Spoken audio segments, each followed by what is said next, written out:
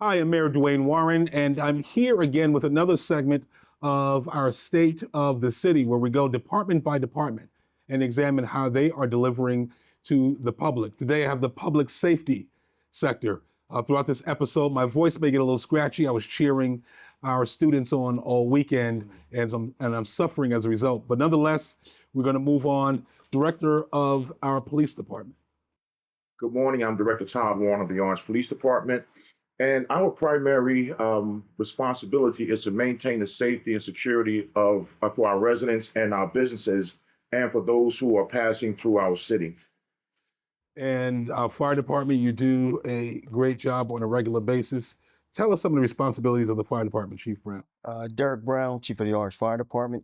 Fire suppression, life safety, education is what we do for the city and the residents of Orange. And the stakeholders, make sure we educate the public on fire safety and awareness, as well as make sure we provide adequate fire suppression measures, protecting all stakeholders involved.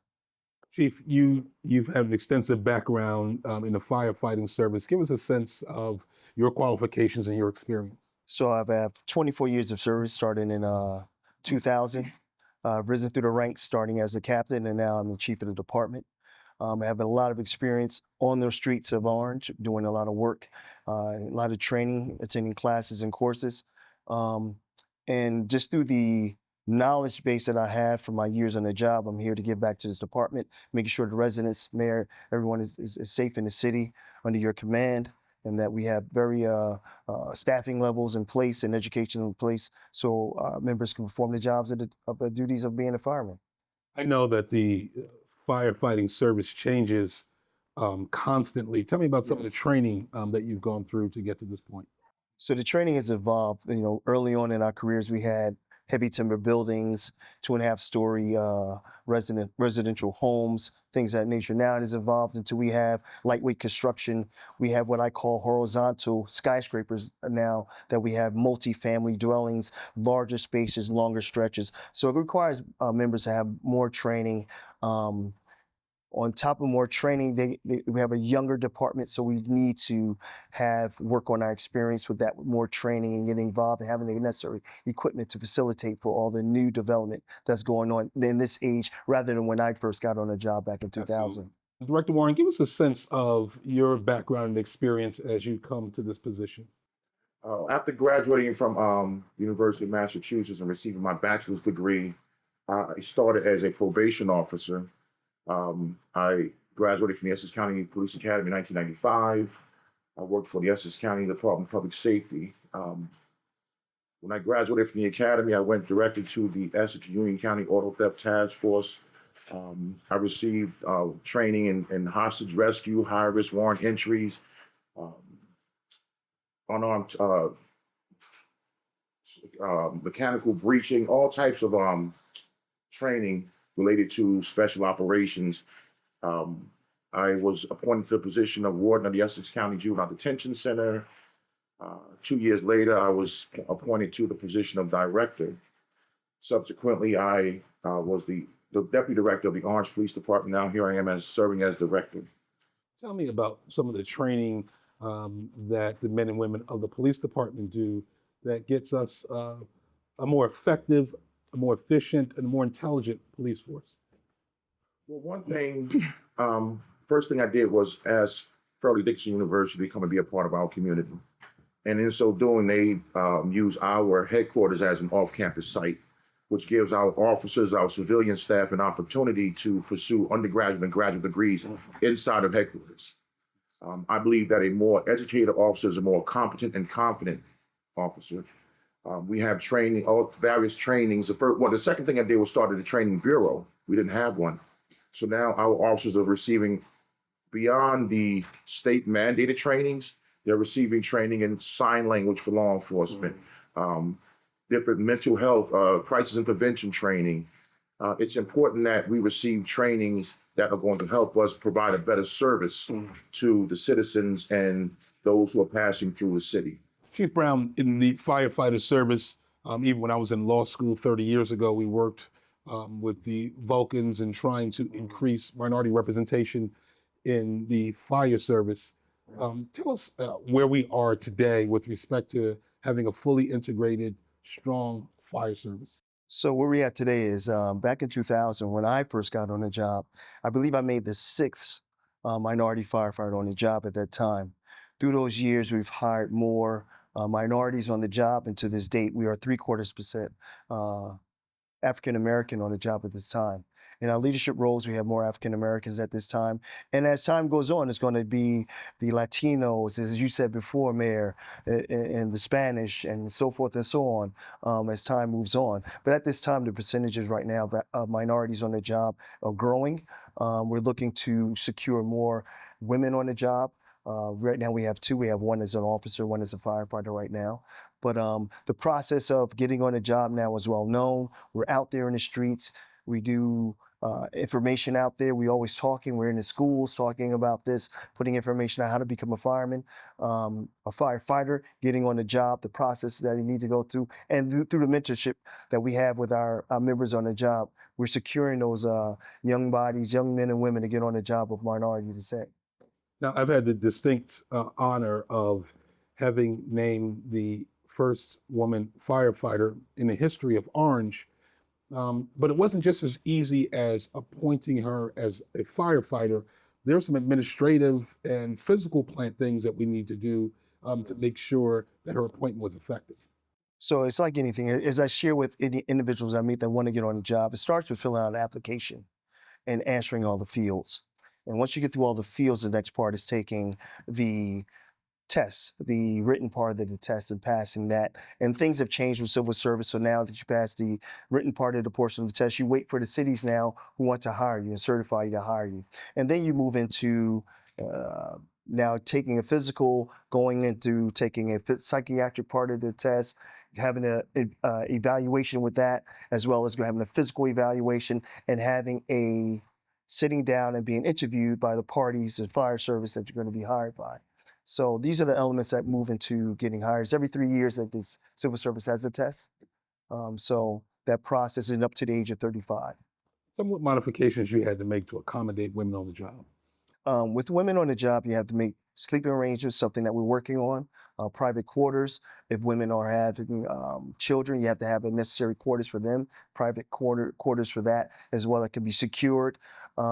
So you have to come down with policy procedures because of the men, things we can't say, things we can't do, social media, things like that, how we speak and how we handle ourselves. So it's a number of things that come into place with diversity coming in with communities, different people and their different beliefs. So we have to be not discriminate. We got to understand that everyone comes from a different walk of life and how to receive forward professionally. It's interesting how diversity breeds discipline, breeds a more orderly workplace, and it's good throughout the work environment. Director Warren, you recently had the distinction of having named the first woman captain in the police department. Tell me about how diversity is reflected in your department and how it adds dimension to the police department. Our department is very diverse. We have individuals of different ethnicities, male, female, and it was an honor and a privilege to appoint the first African American, first female captain, who happens to be African American, Captain Cummins, who is a great officer, a great captain, a great person.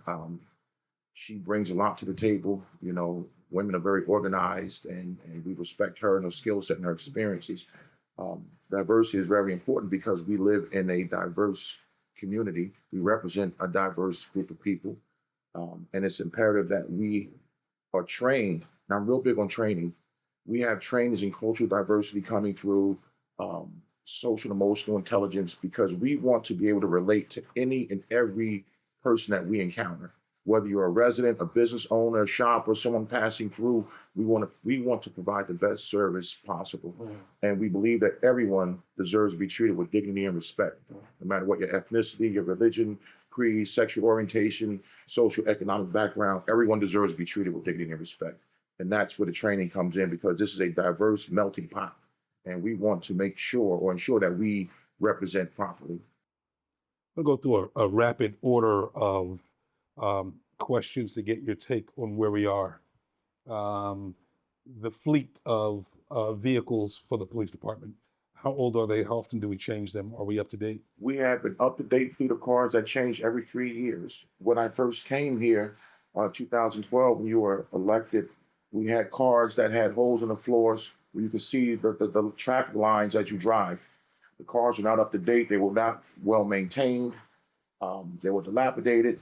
And we have been, under your leadership, up to date with our fleet, police fleet, outfitted with lights, sirens, all the necessary emergency equipment, and we maintain them well. Tell me about your staff. Generally, how many people you have on staff? There were a total of 179, 144 cops. Have 3 recruits going in to the academy in April, actually in about a week or so.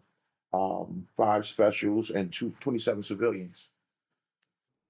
Tell me about your retirement patterns that you see in the next 5 years. Next 5 years, we're going to have a lot of retirements. But the best thing is that we have young people coming up through the ranks to replace them. The second rule of leadership is always prepare successors. So what we're doing is training young people to assume their role in leadership. And it's not just about taking an exam and passing, because you can pass an exam and not know anything about leadership.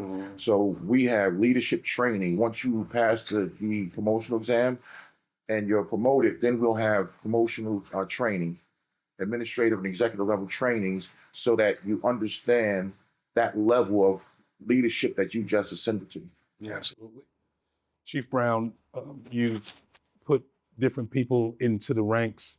Tell me how you're positioning our fire department to be ready and accessible and leadership friendly in the next 5 years. Well, through you, Mayor, I mean, you've been a great assistance to us with the City Council. We've been able to increase our numbers to 91. This year, we're going to have 4 retirees happening this year. So we're looking at leadership roles, and ever since I've been upstairs in this role, in this capacity as provisional chief, now chief, I implemented leadership because we're a young department. So we really need leadership to training to help with those in their mentorship. You lead those in your charge, and how you lead by is setting the example and taking ownership. Our equipment through you again, Mayor, we've been able to procure 3 new pieces within the last 3 years. Our fleet right now, we're 5 strong. We're looking to increase our fleet as we move along through the dynamics, through grants and things of that nature to help the city out with capital improvements, looking for those natural resources, impact development fees from developers in the city, looking at outside agencies to assist as well as we can to assist us with the city. So we're aggressively seeking grants. But everything is based on leadership and training, trying to initiate and find those funds to help us move along. Absolutely. You know, Mayor, equipment is very important, and we're very thankful to Congressman Donald Payne for providing us grant money to purchase vests. A vest has a 5-year life. So every 5 years, we have to purchase new vests, which is one of the most important parts of our equipment. And Congressman Payne has been one of our biggest supporters since we've been here, providing money for vests. Him and Senator Booker with the COPS grant. You know, I think it received 2. That was very important. It helped us to hire 16 cops 2 occasions. So we thank our Washington, D.C. partners. Yes. And it's a partnership, and we can't do it without them. We're very thankful for their efforts on our behalf. Now, tell me about when you, as a director, you're the administrative head of the department. Just expand a little bit more about creating partnerships and how much of your time you spend with those folks in Congress, with the folks in the Assembly, the State Senate. Tell me about that kind of interaction, that part of the job. Those interactions are important because if the Assembly, their job is to legislate, to make laws. So if they make a law, it's important for us to, if it relates to law enforcement, we should be at the table to participate in the dialogue, to give our input to help them make the best decisions possible. Partnerships are important because we can't do this by ourselves. We're not an island.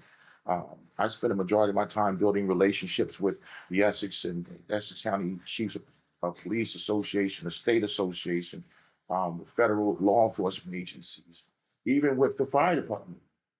Chief Brown is one of our biggest supporters. We have a great relationship, and we build partnerships with them because They are just as important to public safety as we are. Both professions are equally as important, as dangerous, and it's imperative that we work together and not have any type of divide between us. The fire department serves a purpose, and so does police, and we work together. And that's one thing I appreciate about him and his leadership. But partnerships are important. We work with the sheriff's department, the surrounding towns, all the directors and chiefs. We have great professional and personal relationships, and we call on one another for advice, for resources, whatever we can do to serve as a force multiplier. That's what we do. Chief Brown, you've taken this department and they don't just put out fires. They don't just show up when people need emergency services.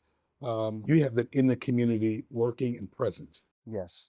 So right now we're making some strides there. Through you, Mayor, we're going to have the first African American fire official.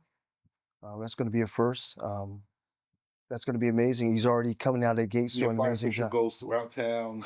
Goes through outside, oversees our fire prevention bureau, which we for first through you, Mayor. We're going to have inspectors out here doing inspections, making sure they're thorough, making sure the residents, stakeholders within the city are safe. They're meeting all the state and city compliance, the codes and everything else. So that's going to be great for us. Through the grants, as we was talking about, we just secured funding to help the city. That helps us out, Mayor, with purchasing of things for the city. Since 2020, costs have risen drastically for all of us. Yes, after COVID. I mean, a pumper, an engine that we have, which I call a pumper, it may have cost us $500,000. Now it's $750,000. Wow. Now for that same unit. So the costs have really risen. So grants helped us out. We just finished, last week submitted for the SAFER grant, $1.5 million for 6 personnel. We submitted for a fire prevention grant for a utility. It was actually a trailer that assists you with kitchen fires, anything like. We can bring that around to the schools. We can actually go out to other towns within Essex County with that bus through you, Mayor. It's just a zipper that we mutual aid agreement. We've done training, leadership training with surrounding departments, saving us money, cutting costs on having that training and leadership for all the departments around us because we all collectively work together. I've partnered with Director Warren with the JPSA, the Junior Public Safety Academy, through you, Mayor, which we have our young youth up to the age of 15 working with police and fire. Tell me about that. That's a program where, as you said, youth age 8 to 15. Yes. Summertime program. Summertime program. 6 weeks. It's 6 weeks now. It was 4 weeks. Great program. Is that a cost to the parents? There's no cost to the parents through you, Mayor. How many students do you have in there? So roughly we maintain about 30 to 35 students. Tell me, Dr. Warren, what's the regimen that the Junior Police Academy, the Junior Public Safety Academy, what is their regimen on the police end? On the police end, just like in the police academy, you work early in the morning, you report for duty, you have physical training. After physical training, you go through different blocks of instruction. The entire day is structured for our participants. Chief, you also placed mentors into this program Yes. that these children can identify with, can speak to, can follow up with, and we're hoping to see some kind of transition Right into the fire service. Yeah, so we're looking to, in this conversation that we've had before, of making this maybe year-round, if we can. It'll help develop those young youth men and women for the police service or the fire service, where they want to lead to in their lives with this mentorship. We have some young men and women working along as counselors that come in from the ROTC, doing a great job with their leadership as well. I mean, so we're looking at funding. We just police secured a grant 2 years ago that we had for this. This year we're looking at, we have our accounts that we use. We get donations in for them. So this year is going to be another impactful year. We have some students that were actually students or actually cadets are now going to transition to being counselors now. So that's the growth of this through your leadership, as well as our membership to learn how leadership and the roles of how to set the goal and set the bar for those that may want to become a law enforcement or want to get into the fire service. So grants are a big part of all of this, and having those relationships like you have, Mayor, really come into effect when we try to affect our youth. Outstanding. Well, Mayor, you know, and to Chief Brown's point, we're working to provide a solid public safety setting here in the city. And the police department started out with the Police Athletic League. And one thing I recently did was I want to be inclusive of the fire department. So we now have the Public Safety Athletic League, PSAL, Nice. because it includes fire, and they are just as important as we are. We have the name, we have the tax ID number, so we're going through that process now and structuring it. And we're going to have police and fire personnel serving as coaches, mentors. We're reorganizing the executive board. So, and the point is to put young people in, because Chief Brown and I and Chief Vitiello, we are preparing our departments for the future. We're preparing for the future. So now we're going to put young people in charge so that once we're gone, these programs can continue. We're establishing the blueprint for them. So now you have former boxers serving as the boxing coaches for amateur boxing program. If you, for the young ladies, double dutch, whatever programs they want. And I spoke with Superintendent Fitzhugh. We're going to have surveys put out in the schools to find out what activities the children want. And then we will match those activities with our personnel and our different. Tell me how you're stretching the budget and leveraging. I know you've had meetings with developers, with business people, with nonprofit groups to help to fund these kinds of programs. Tell me how that's working out and how you're able to do this whole Junior Public Safety Academy without public dollars. The developers in this town and the business owners, the Chamber of Commerce, are great. They are outstanding. And what I like about them is they come into the community not as folks coming to make money, but they're coming in and desiring to be community stakeholders. They want to be a part of the culture. They want to be a part of the community. And it's not about just making money. They have funded programs for the PAL, for junior public safety. They provided food for our toy drives, all of the community-oriented programs that police and fire carry out. They are on board. And not only do they provide funding, but they actually attend the events. Nice. Chief Brown, get into the hard job of the fire service, putting out fires. How many have we had this year? Are we on the decline? What are we doing to make sure we prevent more fires? And what have we learned from some of the more troublesome fires that we've had? So fires are down as we say a century ago. That's through fire prevention education.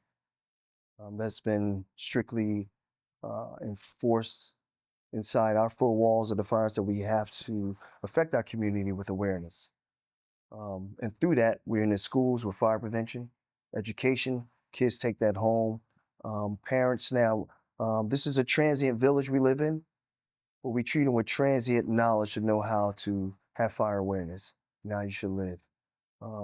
Through pre-planning and going out in the community, being vigilant with being hands-on with introducing ourselves and saying, are you safe? Having a smoke detector program, those fire prevention awareness programs in place have really brought fires down a drastic amount where first responder stuff has now increased even more so now. We have more kitchen fires and things of that nature, but major fires have come down. Is it seasonal? Yes. You can never say there were streaks. There's been a streak 2 years ago. We had a streak for 4 months. It was something happening every week. And then there's times where there's a lull with nothing happening. So with the lull, there's training for the membership. So you don't become complacent and get comfortable. And for the community, it's not fire prevention month. It's fire prevention year. There's always education. Education is key and awareness is key. And always we're there 24 hours for that, for the community stakeholders to provide that information that they need to know. So on the website that we have as much information on there, and then we're going to start passing out pamphlets and things of that nature, door to door, that we need to, those that don't have access to get onto the internet. Chief, I just want to go over, about 2 years ago, we suffered in the pandemic. The fire department came out, showed up. Not only did you do your firework, but you also put into public service. Yes. It's been a change. We celebrated birthdays, anniversaries, pick-me-ups, tried to give some kind of sense of morale to the community. So Since through you, Mayor, thank you so much for this opportunity. February of 2022, the changes have been that we've been able to hire, increase our staffing. We've been able to promote into our leadership. With myself, I've been able to come into this role and assist and make sure on the fire side, Mayor, that we're safe in the city of Orange. We provide leadership, we provide education, and we provide a sense of we are here to do our job. For me personally, it's been a journey. It's been a rewarding journey. I have a lot more to give. It's only going to extract it out of you. I pretty feel you will, but Mayor, I just say thank you to you, Mayor, for the great job that you're doing, being there for us, police and fire, always encouraging, always pushing us to be our best. I will have it no other way. But I look forward to moving forward in the future on just being able to provide a service, an adequate service, and a safe service to the residents of Orange and the stakeholders of Orange. Director Warren, well, this is where you both will collaborate, and I'll just put it out on the floor. Anyone can grab it. Abandoned buildings in the city of Orange Township. I know, Chief, you had pointed to this as a major factor in some of the fires that you've had and caused during, at least once during my administration, it's caused a fatality. Director Warren, I know you've weaved abandoned buildings into your policing effort. How have you done that, and how's that playing off as that unified public safety effort? What we did was have each sector car ride around. If you see an abandoned property, just note it. Because these vacant properties or abandoned properties can serve as dens of iniquity. You know, drug operations can be set up. They can have dogs chained into in the basement for protection or what have you, and the kid can just go down in the basement playing around innocently and be mauled by a dog, a wild pit bull or something. If you live next door to an abandoned property, you're a taxpayer, that's not something that you want to contend with. So it's important that we identify these properties and implement and execute a corrective action plan to get them back on the tax roll, which makes the city safer, because now we don't have to worry about fires breaking out. We don't have to worry about drug houses being set up. And it is a public safety issue. Yes. Chief, you've had one of these where there were people starting a fire. It was a winter time. The fire got out of control. Person perished. Yeah. So we live in a world today where people are finding safety when they come to America.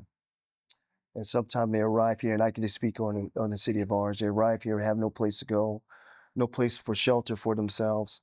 So it comes down to funding for that and trying to assist those that are in great need. So they find places to stay, and it's no fault of their own. Things happen, mistakes happen, and then sometimes the casualty is a life. But we have to do better as a nation. It's not a city problem, it's a bigger problem than it's just the cities. You're doing your best, Mayor. I know you are. I see you out here. It's just a bigger issue. But we on our own, it comes down to funding, to boarding up these board ups when we find out about them. Sometimes you don't know about an abandoned house until we get a call there. Yeah. And then we walk into it and we say, wow, look at this situation. And then we try to do our best from there because it comes to funding. You have your hands in a lot. You have a lot to deal with. Not everything can be immediately addressed, but we try to do our best, and I know we try to do our best. And you know what, Chief, also holding the owners of these abandoned properties. And that's another thing. And through the legislative, Mayor, you're in that business, you know it very well. The red tape you go through to get somebody to do the right thing when they don't want to do the right thing, and years go by. And in those years now, here we go, fire and police, trying to make sure people are safe. We're trying to use our DPW to build these structures up, make them safe. We're trying to watch them and help out. And it's a revolving door. It's an aggressive revolving door that we're into right now. But we're on top of it and we're giving it our best. And it's a quality of life. It's a quality of life issue as well. We have officers riding around looking at quality of life issues. Just put that out there. The number on the screen, you're able to call if you want to report an abandoned building or abandoned house that needs to be boarded up and secured. If it needs police attention or fire attention, please contact those numbers. And We'll pay appropriate attention to it because we want our neighborhoods to be secure and safe.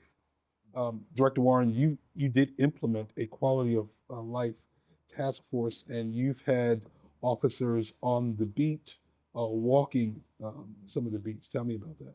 Well, one thing that we do is 1073, a park and walk. Park the car, walk, engage folks, and it gives you a better view, a bird's eye view of what's going on. Um, Quality of life, urinating outside, public drinking, things of that nature that brings down the value and the morale of our city. You know, the quality of life is very important. Taxpayers, you know, a lot of folks are overworked and underpaid, and it's not fair for them to pay their taxes and pay our salaries and to have to live in certain climates and certain situations with certain types of behavior. It's not right. So we're looking at quality of life issues, and abandoned properties is one, but there are other ones as well. So we're on top of it, and I think that's what's going to take the city to the next level. When we look at small things like that, that people often take for granted. What about our crime statistics? When I took office, we had an unacceptable murder rate.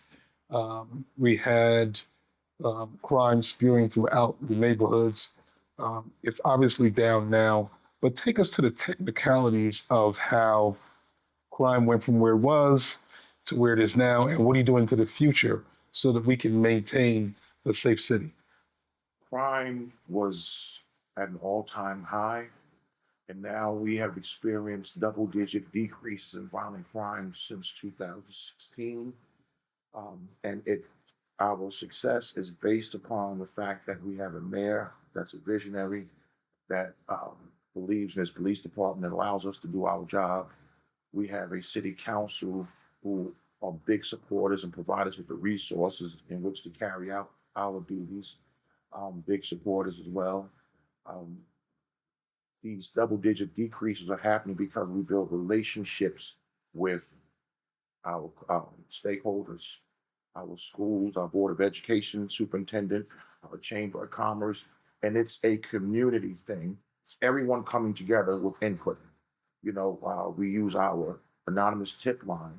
So we have folks calling in, sending text messages, and it's all anonymous. There's a tip line. You call in that tip line number, you give information. It's anonymous. They won't know who you are. They won't refer to your name. We need information on those who would break the law so that our law enforcement can have a leg up on stopping crime. You went not just, there's a lot of urban policing that focuses on downtown's main streets because that's where commerce is.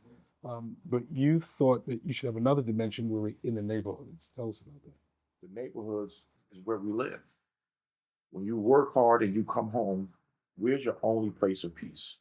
At home. You should not have to come home and be held hostage to plagues throughout your community, your neighborhood, or your block. You should come home to peace. We're all hardworking people. We deserve peace. We deserve some quiet. And we want to provide a safe environment for folks to raise their children, their families, and just to enjoy life. So that being said, we build relationships with stakeholders, community stakeholders, and we have folks that are calling in, giving information, which is very important. And it's incumbent upon us to follow up on that information and execute accordingly. I'm going to give you a subject, and I know you're passionate about it. Bail reform. Bail reform has been one of the biggest mistakes to happen in this state, in the country. I think it should have been thought out a lot better. I think that they should have had law enforcement. Tell me what the problem is with it. The problem is that you're letting people out of. What bail is when you're arrested, you're taken into custody, and an amount of money is set for you to be released. Right. And if you What is the problem with it today? The problem with it is that there are folks that should be removed from society that should not receive a bail. If it's a petty issue like a ticket, a parking ticket or something, I can understand. But there are people being released who should not be released. Are they coming back to our communities? Is Yeah. it causing burden on our They're returning police to our department? communities, and as creatures of habit, they're going back to the same criminal activity that they did prior to being arrested. That's why you have the revolving door. We lock them up, the judges release them. We lock them up, the judges release. And then it makes us look like we're not doing our job to the residents. But the reality is the courts have a role to play in this, and as does the legislature.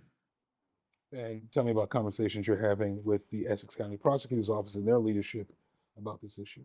Well, congratulations to Prosecutor Stevens. He's now the prosecutor, not acting, but he is the prosecutor. It could not have happened to a more deserving person. He is a friend, a mentor. He works well with all of our police departments.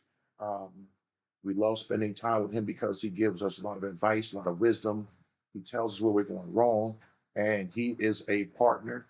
Um, he provides us with all the information, manpower, whatever we may need.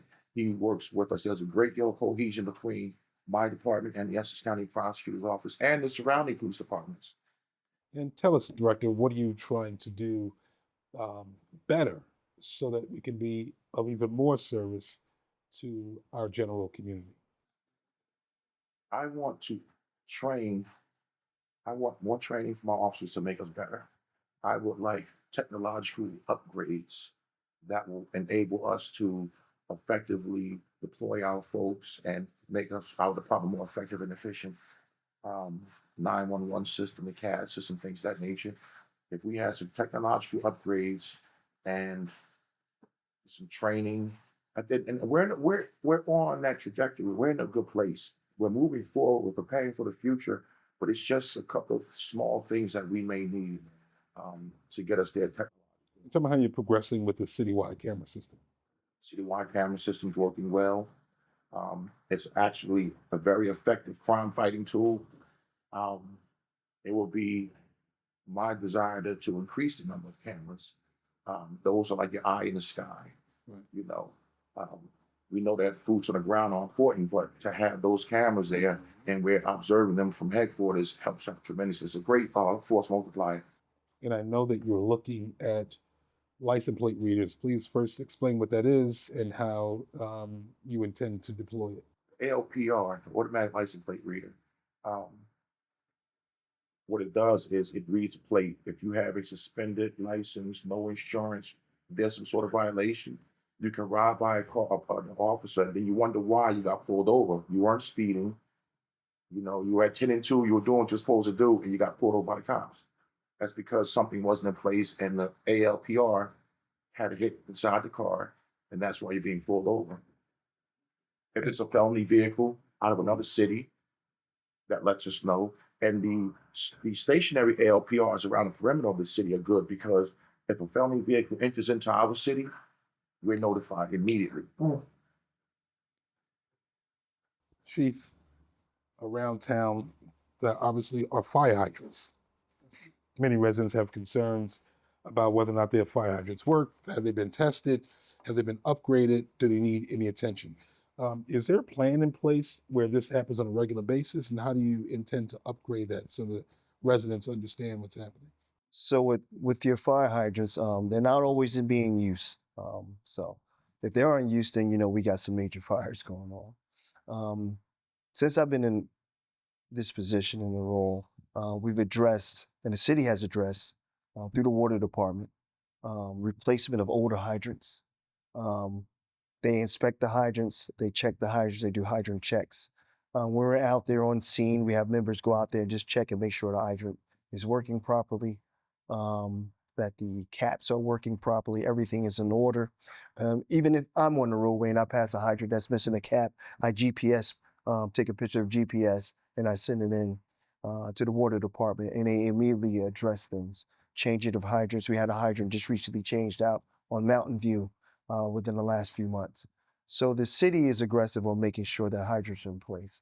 And it also affects our insurance rating as a city with our fire hydrants, and as well as our services that we provide. So we want to stay compliant with all the city and state codes. But hydrants is something that is seriously that we take into place and make sure they operate efficiently. The city is gravity fed, if for the residents to know. From our water source is gravity fed into the city. Our lowest point is down on Chestnut, and then it filters out into the rest of the city. And the city has a great hydrant system. Very good. Just give me a quick rundown. The fire department is equipped with some EMS capability. What's the So we are first responders. We can come in and we initiate that first level of care. training CPR? We are trained in CPR. We are a trained and accredited facility for training purposes.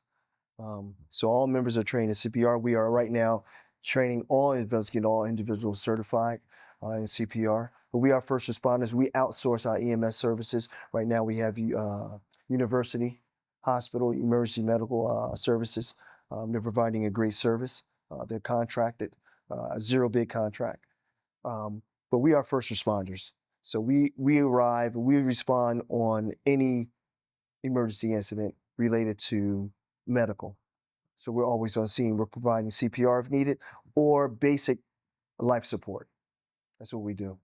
And all members are trained, yes. And Mayor, we're looking to, Chief Brown and I have been talking last week or two. We are going to actually put in place joint trainings for police and fire to strengthen the cohesion between both departments and cross-train, active shooter, things of that nature. So, The bailout training. yeah.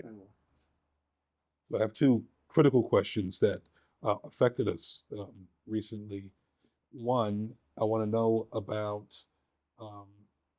shootings in school, and two, I want to know about fires that displace families. Shootings in school. I think that is one of the worst things that a parent or a child can experience. I'm thankful that we have not had that here in the city of Orange Township. Are we prepared? We are prepared for it. We have one of the best SRT teams who prepare and train. We do active shooter drills during spring breaks at the different schools throughout our city so that we understand the landscape, we understand the architecture of each building. And we also, if necessary, we call in the sheriff's department or surrounding SRT teams. The state police has a great teams unit, but our team is more than capable of handling ourselves. And not only do we do active shooter trainings, but we're on the range. They had to do monthly training. So, and they actually had training like last week or a week ago. Yeah. So we are well equipped, and our number one objective, if God forbid we have an active shooter, is to neutralize the threat in the shortest period. We've had a threat last year, which caused us to block off a number of streets right by the high school. And our men, the men and women of the Orange Police Department, responded expeditiously. The SRT team converged on the place, cleared the building, and thankfully it was a hoax. There was no active shooter, there was no bomb, thank God, but the fire department was on board and ready if there was a bomb. So we are well equipped, we are well trained, and we have a great public safety apparatus here in the city of Orange Township. Fires displacing families. We've just had one last year, and you were able to summon the use of the Board of Education, faith-based institutions like St. Matthew's, really pulled it together, and Office of Emergency Management. So the first thing I would like to let all residents know, if you are a tenant in a residence, homeowners insurance for yourself, for any of your personal items, anything that may get destroyed, having homeowners insurance. The next thing is displacement comes down to resources now. So we have the Red Cross as a resource. They come out, but they're only going to give you maybe tops 5 days. And at that point, we're going to have to look at other resources outside that family initiative resources to come in to assist. We have the Family Assistance Resource Center in town to help assisting trying to relocate families, assist with items. It's a task. The city came out and we had the church come in, and it comes down to, once again, to have the resources, it has to have funding. That's right. Well, first we have those initiatives, fire prevention initiatives that come in, try to avoid displacement. Because we look at Park Avenue, that was a huge displacement of the multitude of families that had to leave that garden apartment complex there. Yeah, we were blessed to have Multifamilies, all the yes, institutions come and together. every Police were on scene to secure yes, after the fact. Um, your office and we Red were there. Cross put Office of together. Emergency Management kicked in, Red Cross kicked in. We pulled in many different resources to help out with this. Mayor, you pulled in resources. So this went to a magnitude. For me, that was a first. Tell me what we're doing to make sure we curtail the practice of having these huge payouts and the terrific impact, negative impact that it has on our budgets. So, in conversation with the business administrator, moving forward, changing policies, negotiating with the unions, um, we've stopped carrying over days, making sure membership use their days anytime, which compensatory time. The max for the state is 480 on that. It's not supposed to carry it over. So make sure you utilize and use that. Staffing levels have reeled back on overtime. So through these initiatives, of make sure you gotta have your feet on the floor and your eyes on the prize, and making sure that every day you're coming in and making sure that things are being done properly. You got to be vigilant about it. That's right. Through you, Mayor, I got to say, hey, listen, we've increased our staffing levels. That has helped us out a lot. We're reeling in on the overtime. What changes is the mindset of an individual that comes to work, that wants to come to work, is a pleasant work environment. Right. You know, you got to change morale. Morale has increased. People want to come to work. The next thing is wellness, making sure police and fire that we're well. Our members are taking care of themselves. Those initiatives we have in place. Police have had a number of events, fires had our events where we have people coming out talking about our wellness, how to take care of yourself.